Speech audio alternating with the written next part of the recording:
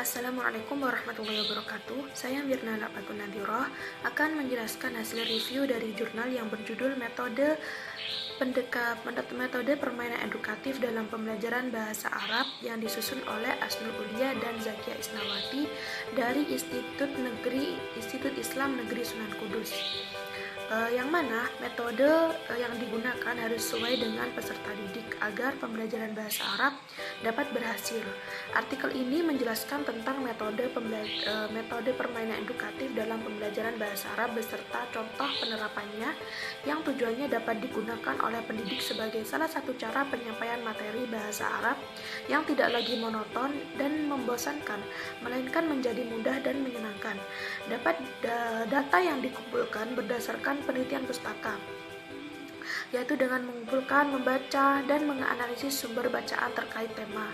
Dalam artikel ini, pembaca akan diajak penulis untuk berdiskusi terkait dengan pemahaman tentang metode, apa tujuan dan fungsi digunakannya metode, terutama pada metode permainan edukatif.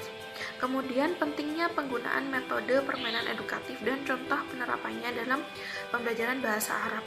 Metode penelitian yang digunakan adalah deskriptif kualitatif dengan menggunakan pendekatan pustaka atau riset pustaka dan analisis data, di mana dalam penelitian ini penulis mendeskripsikan data yang terkumpul dan menganalisisnya berdasarkan content analyzing atau analisis isinya terkait dengan metode permainan edukatif dalam pembelajaran bahasa Arab.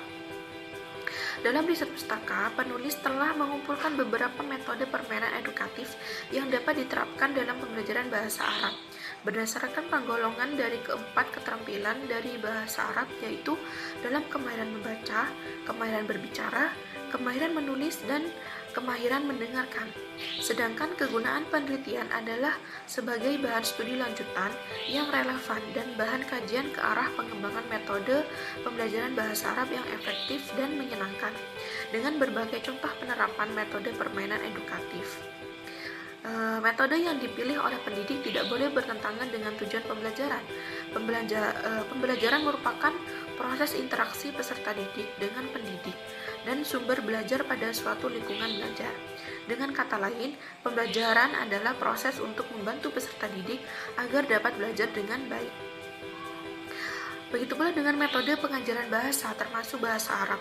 Berkembang dari masa ke masa seiring dengan perkembangan teori-teori yang melandasinya, hasil-hasil penelitian dan eksperimentasi dalam pengajaran bahasa, di samping perkembangan tuntutan masyarakat di bidang bahasa.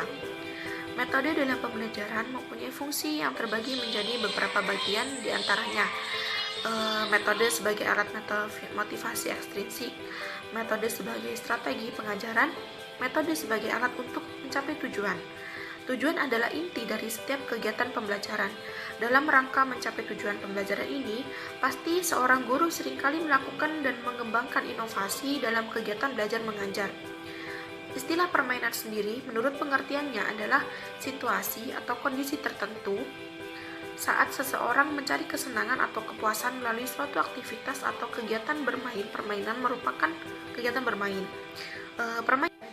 Permainan dalam belajar jika dimanfaatkan secara baik dan benar dapat menghasilkan beberapa hal sebagai berikut, yaitu menyingkirkan keseriusan yang menghambat proses belajar, menghilangkan stres dalam lingkungan belajar, mengajak siswa terlibat secara penuh, meningkatkan proses belajar, membangun kreativitas dan kreativitas diri, mencapai tujuan dengan ketidaksadaran, meraih makna belajar melalui pengalaman, memfokuskan siswa sebagai subjek belajar. Unsur keterampilan berbahasa ada 4, yaitu istima, kalam, dan kiroah. Kalam, kitabah. Dalam rangka pembelajaran dan penempatan keempat macam keterampilan tersebut, terdapat aneka ragam permainan bahasa edukatif yang bisa digunakan sebagai media pembelajarannya. Secara garis besar, ada 4 kelompok permainan bahasa yang akan dibahas. Di sini saya akan membaca tentang permainan kemahiran yang kiroah. Ada beberapa permainan yang bisa diterapkan dalam pembelajaran bahasa Arab pada maharatul kiroah. Yang pertama yaitu siapa dia, kata berjajar dan tusuk kata.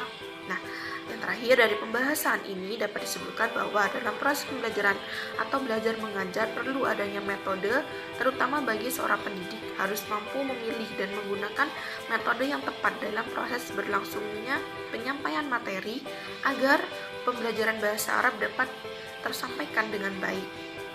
Sekian review dari saya, kurang lebihnya saya mohon maaf. Wassalamualaikum warahmatullahi wabarakatuh.